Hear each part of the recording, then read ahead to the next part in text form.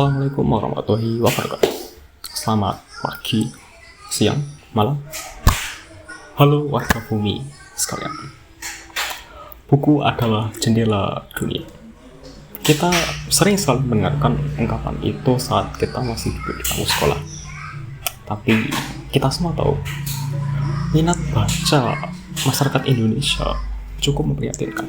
Bahkan menurut data yang baru-baru ini dirilis oleh UNESCO, hanya 1 dari 1.000 orang masyarakat kita yang gemar membaca.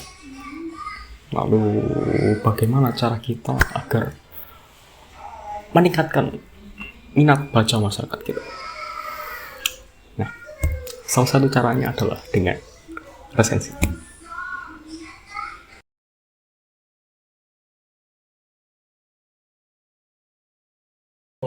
Oke, resensi. Nah, resensi itu apa sih? Resensi sendiri menurut Kamus Besar Bahasa Indonesia adalah pertimbangan atau pembicaraan tentang buku atau yang disebut sebagai ulasan buku. Ya, bisa disebut teks resensi ini teks ulasan ya. Jadi ibarat kalian ngejudge sebuah buku lalu kalian tulis dalam bentuk teks. Jadi mungkin mudahnya adalah resensi itu teks yang berisi pembahasan, ulasan, dan penilaian tentang sebuah karya tulis atau dalam ini buku. Nah, dalam menulis teks resensi ini juga terdapat beberapa prinsip. Salah satunya adalah teks resensi ini sendiri kan tujuannya adalah untuk menilai sebuah karya seni. Tentu saja dalam penilaian haruslah objektif, adil, dan rasional. Nah, aspek-aspek ini yang membuat teks resensi ini memiliki tingkat kesulitan yang cukup tinggi karena melibatkan pertimbangan yang mendalam dalam memberikan penilaian.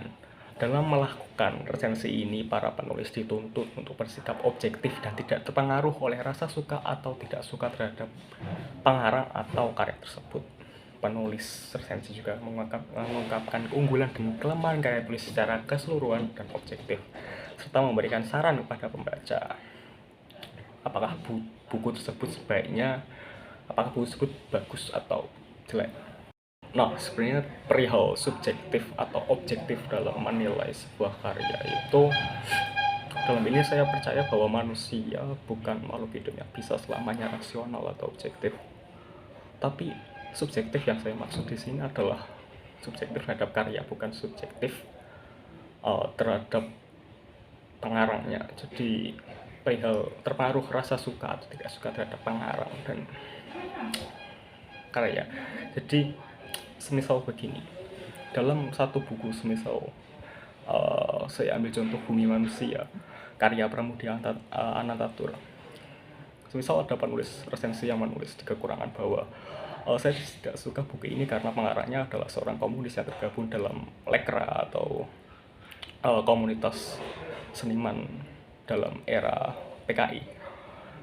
Hal ini sangat tidak relevan dan sangat tidak objektif karena kehidupan pribadi seorang pengarang itu sangat berbeda dari apa yang dihasilkan. Mungkin kalau kita ambil contoh daripada yang baru-baru ini terjadi, mungkin Virgon yang baru-baru ini tersandung kasus perselingkuhan, kita tidak bisa menafikan bahwa musik-musik yang diciptakan oleh Virgon adalah musik-musik yang bagus, musik-musik yang hebat. Kita tidak bisa menafikan, walaupun beliau adalah dalam kehidupan pribadinya, dalam tanda kutip pribadi adalah orang yang buruk karena melakukan perselingkuhan. Kita tidak bisa mencampurkan daripada kehidupan pribadi pengarang dengan karyanya sendiri. Jadi itu yang mungkin saya maksud, tidak boleh subjektif dalam resensi. Oke, next ada resensi buku itu buat apa sih sebenarnya? Nah, tadi kan udah aku jelasin di awal bahwa resensi ini menjadi salah satu cara agar masyarakat kita gemar untuk membaca. Nah, di sini ada 4 alasan utama kenapa sih resensi buku itu ada. Yang pertama ada untuk memberikan informasi. Tentunya resensi ini bertujuan agar para pembaca tahu tentang isi, kualitas, nilai buku, tentang buku yang diresensi. Jadi apakah buku tersebut sesuai dengan minat mereka, apakah sesuai dengan preferensi mereka, kebutuhan mereka atau tidak. Nah, yang kedua ada menganalisis kualitas. Di sini tentunya menganalisis kualitas haruslah objektif lah. Seperti yang sudah saya jelaskan tadi. Di sini para peresensi mengevaluasi elemen-elemen seperti gaya kepenulisan, struktur naratif, karakter, dan tema yang dihadirkan dalam buku tersebut. Tentunya ini bertujuan untuk membentuk pandangan kritis dan pemahaman lebih terhadap suatu karya bagi para pembaca maupun para peresensi untuk melatih skill mereka dalam mengkritisi atau pandangan kritis mereka. Tentunya juga terhadap para pengarang agar mereka tahu di mana letak kesalahan dari karya-karya yang sudah mereka buat agar bisa berkembang lebih baik lagi. Juga setelah itu ada memberikan rekomendasi. Resensi ini juga bertujuan untuk memberikan rekomendasi pada para pembaca. Ini berhubungan dengan tujuan yang pertama, apakah sesuai pada para pembaca, apakah sesuai dengan minat, kebutuhan, dan preferensi mereka, apakah buku tersebut layak dibaca atau tidak. Ini bisa untuk merekomendasi lah, atau ya untuk merekomend lah pada orang-orang halayak ramai. Yang terakhir ada mendorong penghargaan terhadap pengarang dan karya. Melalui resensi ini, para pengarang dapat lebih dikenal, karya-karya mereka dapat lebih dikenal, akhirnya dapat dipromosikan jauh lebih luas pada para khalayak. Melalui hal ini mereka mendapat kemungkinan karya-karya mereka dikenal luas, akhirnya mungkin mereka mendapat penghargaan dan lain-lain. Apakah ya pendapatan mereka bertambah atau bagaimana gitu. Oke, next ada macam-macam resensi. Dibedakan menjadi dua, ini berdasarkan media dan juga berdasarkan isi dan sajian. Yang pertama berdasarkan media. Yang pertama ada resensi ilmiah, yakni menggunakan tata cara dan prosedur keilmuan, menggunakan rujukan atau rancuan dan bahasa resmi dan baku, serta pembahasan dipaparkan selengkap-lengkapnya. Nah, di resensi ilmiah ini bahasa yang digunakan tentunya bahasa-bahasa ilmiah yang mungkin sering kalian jumpai dalam karya tulis ilmiah atau proposal ilmiah. Yang kedua ini ada resensi ilmiah populer, di mana di sini menggunakan rujukan dan acuan yang tidak banyak menggunakan bahasa-bahasa baku, ya kebalikan daripada resensi ilmiah tadi. Di resensi ilmiah populer atau resensi populer ini kebanyakan menggunakan buku-buku yang banyak diminati populer, seperti mungkin novel dan lain-lain. Sedangkan resensi ilmiah mungkin lebih daripada jurnal-jurnal ilmiah dan buku-buku ilmiah.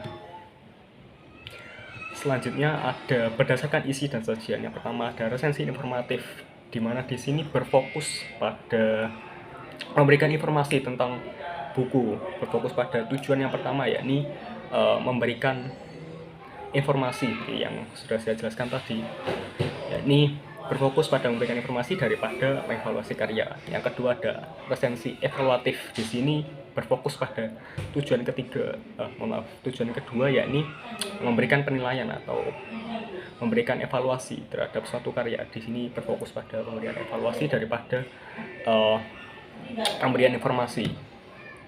Yang terakhir ada resensi informatif evaluatif. Di sini ya balance antara pemberian informasi dan juga pemberian kritis atau pemberian evaluasi. Di sini ya paling populer adalah jenis yang ketiga karena dianggap paling ideal oleh para pembaca resensi. Oke, next ada kaidah kebahasan dalam resensi. Ada 4 kaidah kebahasan yang umum dalam resensi. Yang pertama ada konjungsi penerangan atau konjungsi penerangan. Yang namanya konjungsi tentu saja untuk menghubungkan dua kalimat. Di sini konjungsi penerangan berfungsi untuk memberikan keterangan atau penjelasan. Biasanya salah satu contoh katanya adalah bahwa, yaitu dan lain sebagainya. Yang kedua ada konjungsi temporal, ini menghubungkan dua kalimat untuk menunjukkan urutan waktu tertentu. Contohnya adalah kemudian, setelah itu, sebelumnya, dan lain-lain.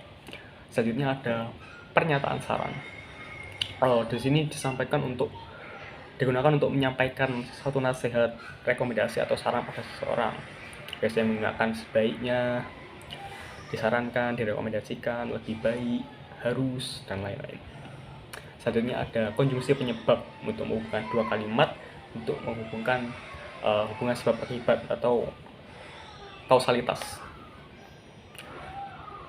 Salah satu contohnya adalah karena, sebab, oleh karena itu, disebabkan oleh, dan lain sebagainya. Oke, next ada sistematika resensi. Sistematika resensi ini sendiri adalah urutan daripada pembuatan resensi. Jadi ya adalah urutan sistematika kepenulisan satu resensi. Yang pertama ada tentunya judul resensi, atau dalam hal ini judul bukunya. Yang kedua tentunya identitas buku. Di sini mencakup judul buku, jenis buku, nama pengarang, nama penerbit, tahun terbit, harga cetak, ketebalan buku, nomor edisi, ISBN, ukuran, hingga mungkin bahkan harga buku itu sendiri. Yang ketiga ada bagian pendahuluan. Di sini berisi pengenalan pengarang, tujuan pengarang menulis bukunya, atau bahkan karya sebelumnya yang ditulis oleh pengarang. Atau biasanya pendahuluan ini terdapat sinopsis daripada buku yang diresensi. Yang kelima ada isi resensi. Yang keempat ada isi resensi. Di sini berisi ulasan itu buku sendiri. Atau biasanya kalau dalam resensi novel berisi rangkuman daripada setiap bab yang ada dalam novel, sinopsis setiap bab. Yang kelima dan keenam ada keunggulan dan kekurangan buku. Ini sebenarnya bisa masuk ke dalam isi resensi. Jadi ulasan buku itu sendiri juga berisi keunggulan dan kekurangan buku. Yang terakhir ada penutup. Di sini terdapat kesimpulan dari apa yang telah ditulis sebelumnya di isi resensi. Oke, next kita ada contoh resensi. Di sini aku ambil dari ruangguru.com. Yang diresensi adalah buku Filosofi Teras dari Henry Manampiring. Di sini ada identitas buku. Judulnya ada Filosofi Teras, penulis Henry Manampiring, penerbit, tahun terbit, tebal halaman, ukuran buku, dan ISBN. Jika mungkin kalian mendapat identitas lain, bisa langsung dimasukkan kalau kalian membuat resensi. Next, ada di paragraf pertama ada pendahuluan. Di buku Filosofi Teras, penilaian diri dan kebahagiaan adalah sebuah karya bestseller yang menawarkan solusi bla bla bla bla bla. Ini bisa masuk bagian pendahuluan ya teman-teman. Di sini menjelaskan awal sinopsis buku Filosofi Teras ini tentang apa dan sebagainya. Lalu masuk ke paragraf kedua, Filosofi Teras adalah ajaran filsafat yang muncul pada era Yunani. Ini bisa masuk ke isi dari resensi. Di sini menjelaskan sinopsis secara lebih detail lagi, secara bukunya ini berisi tentang apa dan sebagainya. Hingga ke paragraf 4E, paragraf ketiga juga masuk ke isi. Buku ini membahas tentang memperkuat mental dan mengubah sikap kita terhadap masalah dan sebagainya. Lalu masuk ke paragraf keempat. Di sini sudah mulai menjelaskan tentang keuntungan, kelebihan dan kekurangan buku tersebut. Dan buku ini menyajikan kiat-kiat praktis dan pola pikir yang mudah dipahami. Setiap bab dilengkapi dengan ilustrasi kartun yang membuat pembaca tidak merasa bosan meskipun ukuran huruf yang digunakan sedikit kecil. Nah, ini bisa masuk ke kekurangan. Biasanya memang yang tertulis lebih banyak kekurangan daripada lebih banyak kelebihan daripada kekurangan. Kadang kita memang menilai sesuatu dari indahnya saja. Yang terakhir kita ada buku literasi dapat membuka wawasan pembaca mengenai aliran filsafat ini. Nah, ini sudah masuk bagian penutup di paragraf terakhir. Meskipun bukan ajaran yang sempurna, buku ini mengajarkan pentingnya kerendahan hati dan keinginan untuk terus belajar agar kita dapat menjalani hidup dengan kebahagiaan. Dengan 320 halaman, buku ini dapat menjadi pegangan bagi mereka yang ingin menemukan kebahagiaan dalam hidup mereka. Oke, kita sudah di penghujung video. Ya, mungkin itu saja yang bisa saya sampaikan perihal resensi sendiri. Mungkin banyak bilang loh, kan sama aja, kita malasnya bukan baca buku tadi, baca aja udah muak, udah males, udah mau muntah. Ini mungkin saya merevisi dari apa yang saya katakan di awal perihal resensi bisa membuat masyarakat kita lebih aware, lebih minat dalam membaca. Mungkin saya revisi sedikit bahwa mungkin kalau resensi ini bisa kita aplikasikan mungkin dalam bentuk video atau media-media massa sekarang, media-media sosial yang lebih relevan, mungkin bisa kita mempromosikan membaca dengan lebih baik. Ya ini problem yang mungkin kita perlu solve bersama. Jadi kalau kalian ada pertanyaan bisa perihal resensi bisa ditulis di kolom tulisan di bawah, walaupun video ini hanya untuk menambah nilai bahasa Indonesia saya. Terima kasih semuanya telah mendengarkan sampai akhir. Terima kasih juga Pak Diki, semoga nilai saya bertambah. Amin. Wassalamualaikum warahmatullahi wabarakatuh.